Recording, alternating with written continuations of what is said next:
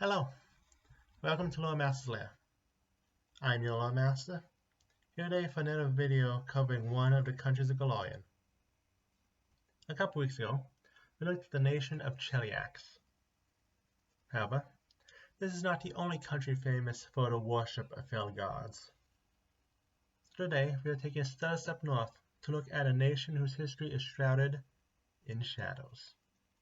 Nidal, center of worship of the god Zon-Kuthon.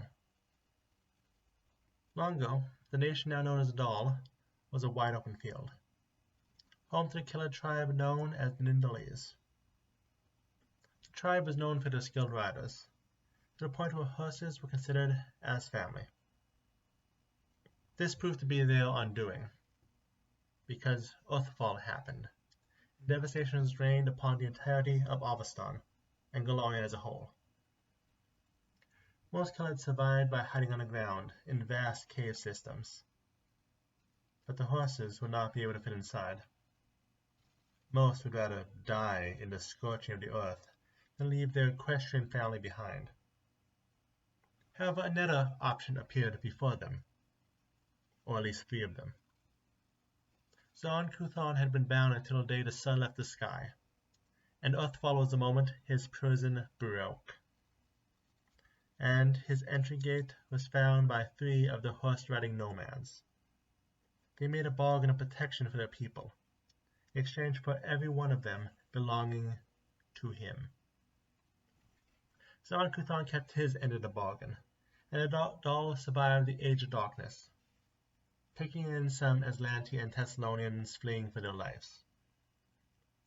Nidal is the oldest country in Avestan, though it has preferred to live in isolation all this time, content to keep the torment of their own.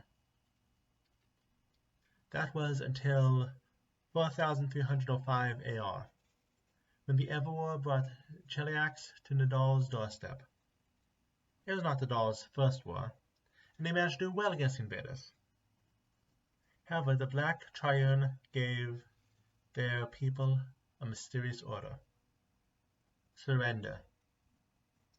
Despite trepidations about inviting outsiders, the Nidal surrendered, and for 250 years served as a vassal to Cheliax during a time known as the Shadowy. And then the Cheliax Civil War began, and the wisdom of the Black Triad showed itself as they moved to do 2 things. First, support one side in a civil war, specifically House Thun.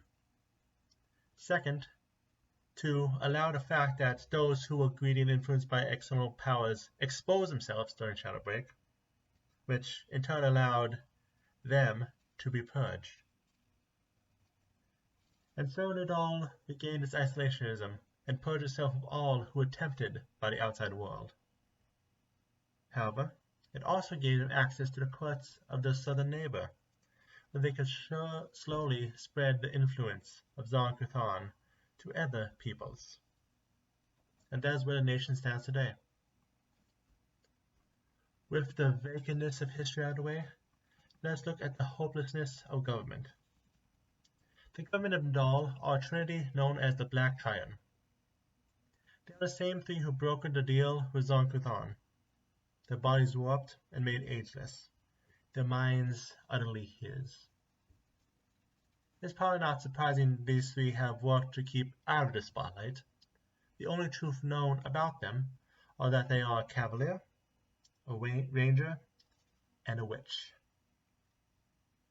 Below them are the Umbral Court, the shadow-based aristocracy. They are chosen not by blood, but by their devotion to their lord. They appear to be united to outsiders, but they are not the Triad, and they are still open to petty squabbling. There are 2 major debates in their ranks. First, whether Nidal is enough, or whether they should spread their lord's teachings outside the nation. Second, the debate over what is known as the Bellevoice Doctrine, whether the undead are acceptable as servants of Zon-Kuthon, or whether the fact that they cannot feel pain makes them lesser. Outside the court, there are two groups that serve as their hands. The Midnight Guard, an elite guard of spellcasters doing mercenary work for Cheliax, and the Adamantine Company, whose job is to hunt down those who rebel against their nation. And below them are the common citizens. Nidalese are a minor ethnicity, one which we do not have enough information on for me to really make an individual section to themselves on. As monstrous as the leaders are, common people are just people trapped by an ancient pack. They learned over the darkest times to hold family close and love them deeply, which in turn the Umber encourages for if they ever need hostages. Those who live in cities do not share the strong faith of Zon-Kuthon, but are smart enough to not do anything to show as such, and work hard to pray and holy enough to avoid suspicion the rest of the time. Rural life is less strict, allowed to do as they wish as long as they pay their yearly children to be trained. That said, there are small groups who do devote themselves to slowly freeing their nation and their people from the chains of the Umber Court, the Black Triad, and Zon-Kuthon himself. Some want revenge, some look to other cultures and wish to see the nation changed, and some are the worshippers of Desna, the faith most opposed to Zon-Kuthon, and works to undermine his center of worship. However, all know to act with caution. Nidal has put down more rebellions than he can count, and the consequences of such are well known. Of course, humans are not the only citizens of Nidal. In addition to the Nidalese, we have various shadow creatures living in the borders. Vampires, shadow giants, various creatures with affinity for the darkness. However, there are also three which require mentioning. First, to get them out of the way, Vastak. Nidal is directly connected to the plane of shadows, after all, and Vastak have similar practices to Zon-Kuthon. That said, still uncommon enough for me to wait to give them a deeper look elsewhere. So, next are Fishlings, or as they refer to themselves, Kyle. These are the descendants of Aslanti, who instead of surviving by diving deep into the waves, or locking themselves in towers, or transporting themselves to another galaxy, these instead made a pact with a creature known as the Widow. Again, Plane of Shadows for that box being checked off, but we have 4 different ethnicities of Fishlings, with those who live in Nidal being called shadows. They are an important resource in Nidal. Them fed special food to ripen the shadow connection, only for this energy to be harvested for rituals. Some, who refer to themselves as Eves, work as smugglers in the isolationist nation. The third people to take note of are the Caligni. They are, say it with me, descendants of the Aslanti. Short story, hid underground, when infested with dark power, became creatures known as Darkfolk. Every now and then a child who looks like they once did is born, and is usually abandoned or sold. Nidal is the only above-ground nation welcoming to Caligni, because of the light sensitivity. Plus, many of them find the Lord of Shadows more of a comfort than a tyrant. To each their own, I guess. Before moving on to the geography of the country, let's take a quick look at the culture of the nation. The main focus of Nidalese life is tradition. They claim to continue on the practices of the people from before Earthfall. Whether this is true or not, only the Midnight Lord and the Black Triad know. But it does not really have to be true.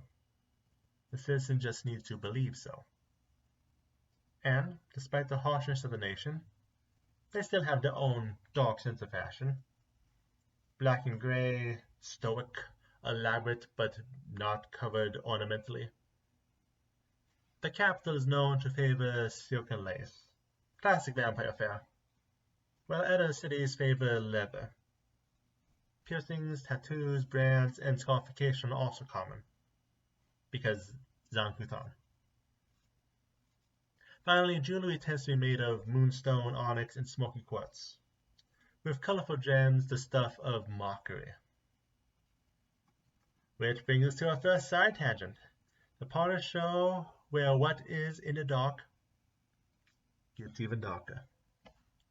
Today we take a look at shadow magic.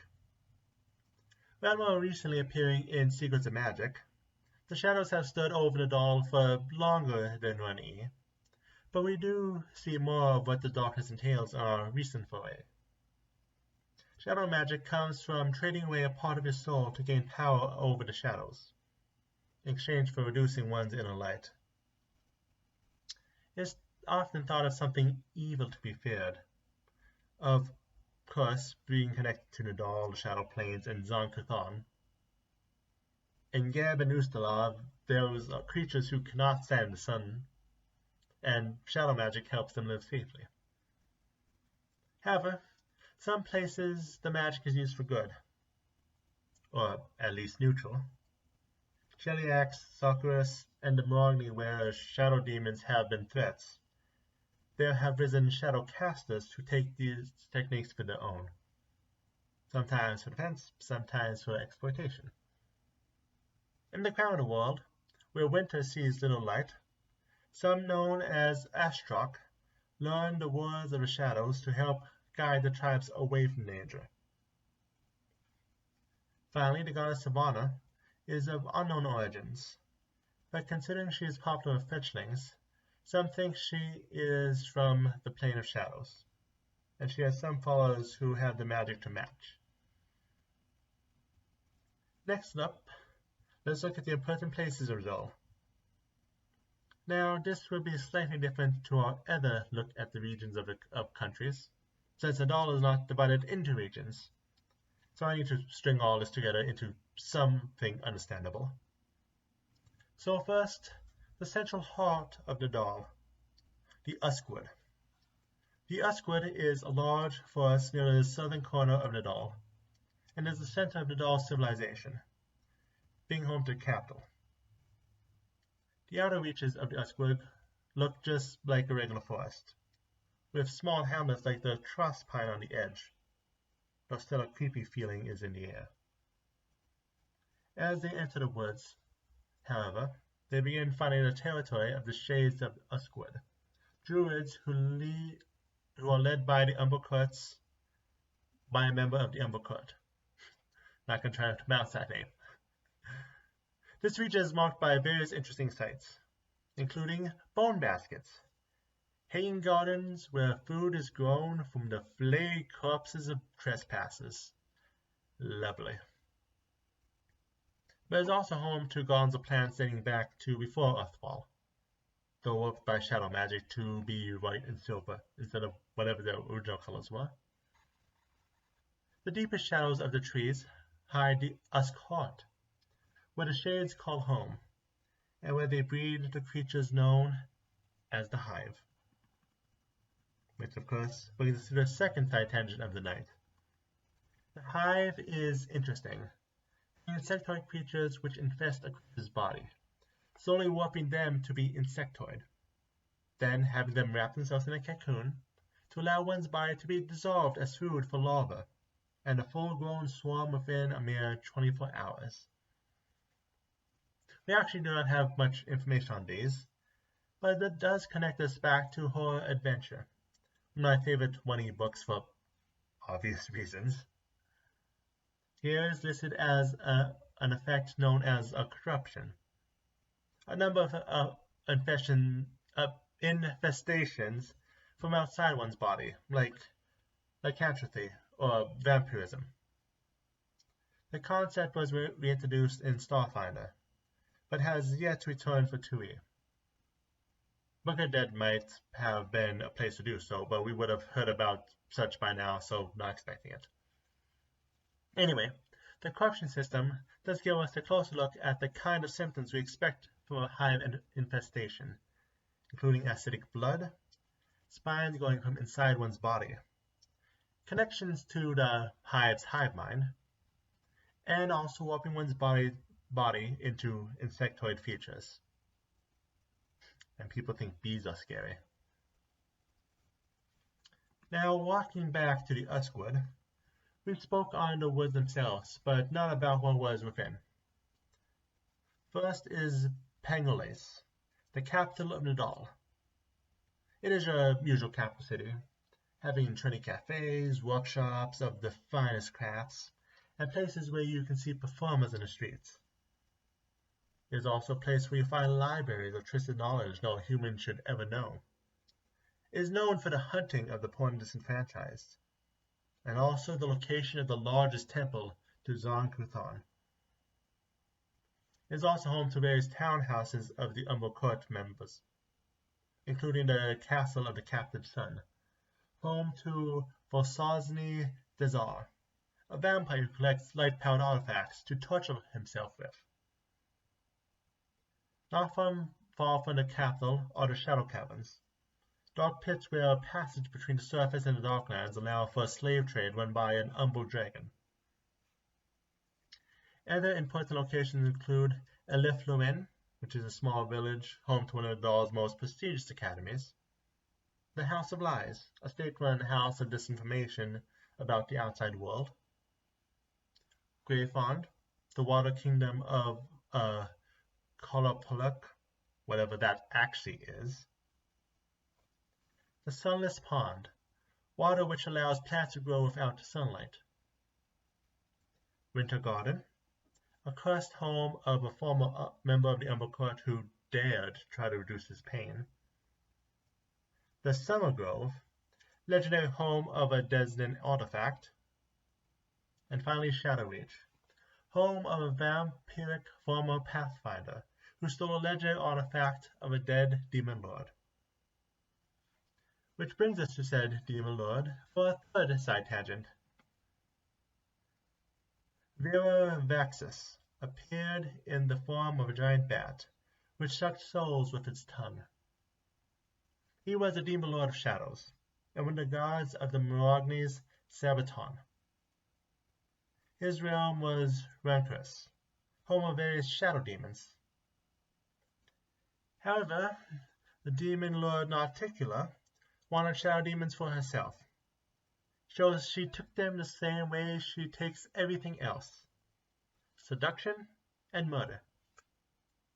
That would have been the end of him, but old artifacts of his still exist, attracting shadow demons to haunt places like Rescrown and Cheliax, and Shadowreach in Nidal. Not that Nidal minds too much. Next up on our trip across the map, let's go with the very southeast of the nation, the area around the Umber Basin. This is an area between Nidal and Mthun, where gates to the Plane of Shadows, known as Shadow Storms, open at strange intervals in unexpected places, causing damage to anyone who wishes to cross the break in the mountain range. Outside, farther out from the basin on the Nindali side, between the border and the Uskwoods, is an area known as the Weeping Fields. Long ago, this was once the traditional burial grounds for lost horses. Now it is the training ground for the military of the nation. And to help with the training, the second largest town of Nidal was built in the area, Ridron, eternally cloaked in darkness from both magical darkness and smoke. This is also a place the deal between Zon-Kuthon and the Black Triad was cast, the Shadow Flame Rift still standing opened. Other notable locations built here are Shadow Hollow, a town eaten by the Shadow Storms, the Hesperix Manor, center of those in the Umber Court who are unhappy with undeath, the Undervale, a legendary halfling city in the Umber Basin, said to be open to those escaping slavery, if one can find it. And I think that's actually an area. I don't think I had an and in that sentence. Next, let's look at a few which are found next to the Mendo Mountains, the border between Cheliax and Nidal. This is more sparsely populated than other regions because Nidal is not a fan of people. But there are two places of note here. First, we have Citadel Geisteno, home of the Order of the Crooks, one of the many false Hell Knight orders established during the Civil War. They were little more than bandits and were put down.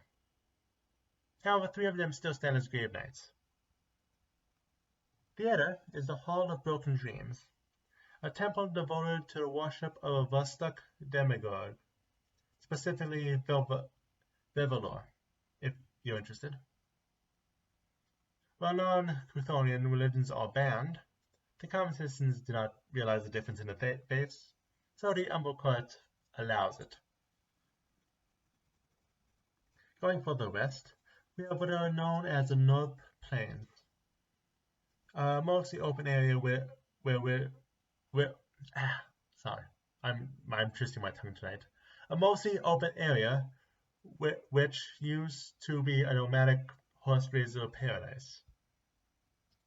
This place, still adjacent to Cheliax, of course, passed some cherished landmarks, like Thun's Chance, a region where Nidalese are allowed to apply for a limited number of Cheliax citizenships each year, and Bethanola Vineyard, the location where one of Nidal's actual exports are produced. It is also home to Argenford, a small village home to a mysterious wiggling pillar, and the Black Sulphur Pond, a continuous portal to the plane of shadows. People on either side seem to not have realized is actually a portal. However, the greatest landmark of the region is the Tower of Slant Shadow, which is actually one of Zon-Kuthon's star towers. Its immortal guardians known for her collection of stitched-together human skin, which was never removed from the body and are still screaming. We have reached the coast. Let's swing up to Conquerors Bay. This is the southern portion of the same body of water Corvosa is built upon in Viserion. Here, one will find Nisroch, a place which is the most miserable town in Nidal, simply because this is the one port city, and therefore where foreigners are most likely to arrive. Need to look your worst for the tourists. Not far away is Nightbringer's Wharf, a place known well for smuggling both ways, where no government wants to learn their people are there, much less the Nidalese. Another smuggling port is the rundown city of Oloro's Cay, a small Cheliax-founded village which has not been the same since the Shadowbreak ended. Finally, we have Albatross, a small island whose sole purpose is for exile of Nidalese figures too important to kill, an isolation to ensure everlasting boredom. Going back inland, we have Ataran Ranches, the inheritors of the traditions of the horse lords of the original Nidalese, abandoned by most to dark inclinations carried out by those of the East. Here they breed horses, but also breed dissent, this being the location of the buildup of many of Desna's followers in the nation, as well as smuggling operations to get those who can no longer stand by the nation out to safety. Other locations include Rivercroft, a small fishing village which is also a large trading checkpoint. Kyelhi, a mostly fetchling majority village. Icebow Bridge, the home of the legendary Library of Outlight. And Ravensky, a monument to a forgotten rebellion. It is also home to the small Umberfell Woods, less remarkable than their eastern cousins, but still chock full of shadowy dangers. This includes Viridian Forge, a massive shadow giant industrial complex, Saucelia, a monument which is the center of shadow giant worship, and the Fields of Pain's Forgetting, where herbs which reduce one's pain are grown. Laced with poison, of course. Why would it not be a trap? Eventually, one returns back to the eastern border and to the Mindspin Mountains. We have seen these before when we were in Viserion and the Hold of Belkzen. But as for landmarks one finds in Nidal, we have towns like Ash Hollow, home to ritual sacrifices during one of the nation's yearly festivals, which the festivals are to be covered when I get around to Zon-Kuthon. Brimstone Spring, home to sulfur hot springs which show one their future in exchange for dyeing their skin yellow. And Snowford, the location of a witch that is said to grant blessings and healing. Other landmarks include Igoroth Monastery, home to monks who ritually scar their body and their minds, and Gobolt's Crossing, home to a monstrous undead. Which brings us to today's final side tangent, the story of the Iratai tribe. The Iratai were neighbors of the Nidalese. They realized that they could not survive Earthfall, but were not willing to take their neighbor's offer of worshipping Zon-Kuthon. So they sat and waited for death.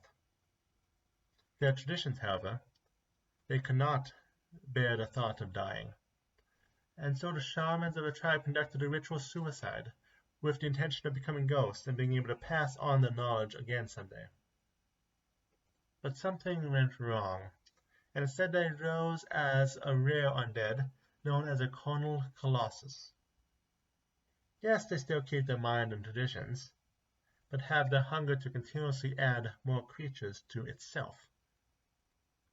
And so they have reached a deal with Nidal, and could reach a deal with others, in exchange for another body within the mass. And that is Nidal. Glad I was able to bring a few things to light. I keep with the trend I am apparently setting this month by not doing the obvious next video and doing Zon-Kuthon. Instead, I'll be continuing the Southwest Albaston by leaving Old Cheliax and entering the Eye of Dread. Seems like an interesting choice. I think you will understand when you see next week. See y'all then.